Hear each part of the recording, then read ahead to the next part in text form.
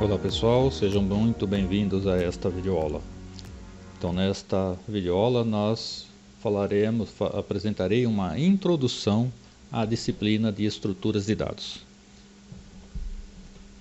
Então nós vamos dividir a disciplina em duas partes. Na parte 1, a gente vai ver alguns conceitos básicos sobre programação de computadores.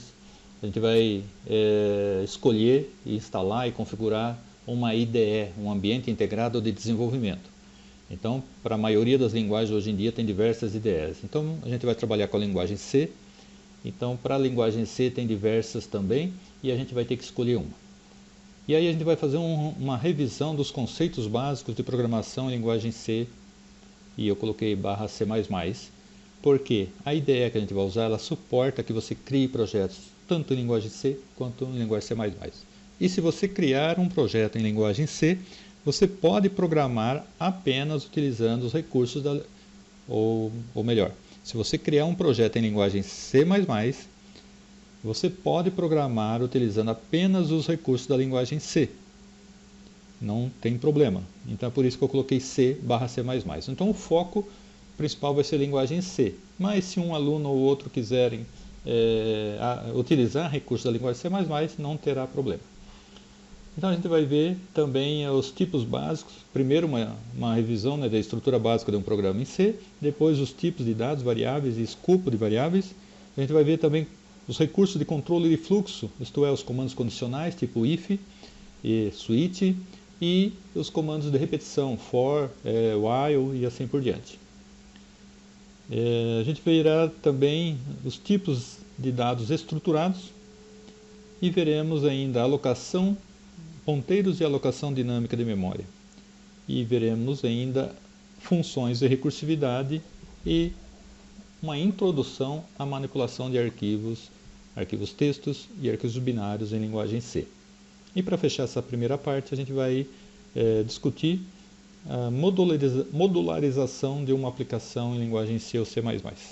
Então, um projeto vai crescer e você então tem que modularizar para facilitar o entendimento e a manutenção desse programa.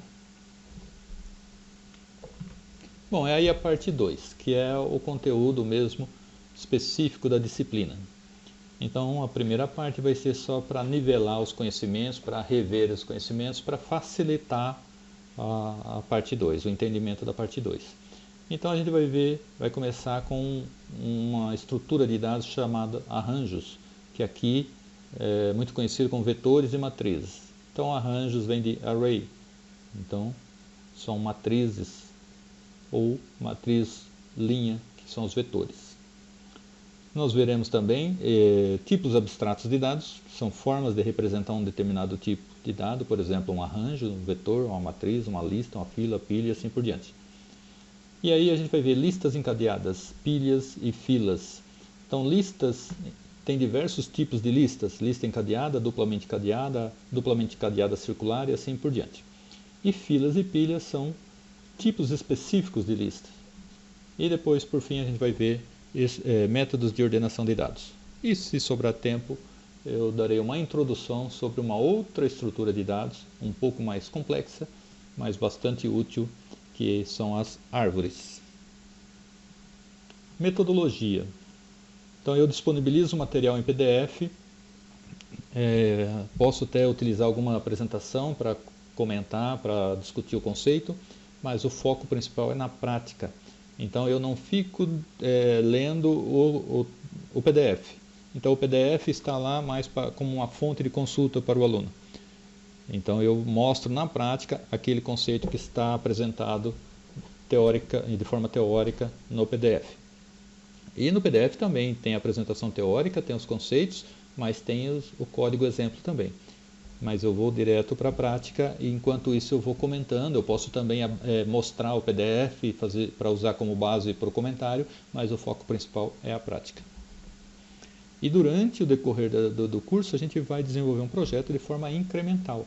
Então é um projeto simples, mas a gente vai crescendo e mostrando o uso de cada uma das estruturas e ao final a gente vai chegar então com uma versão utilizando as principais estruturas de dados.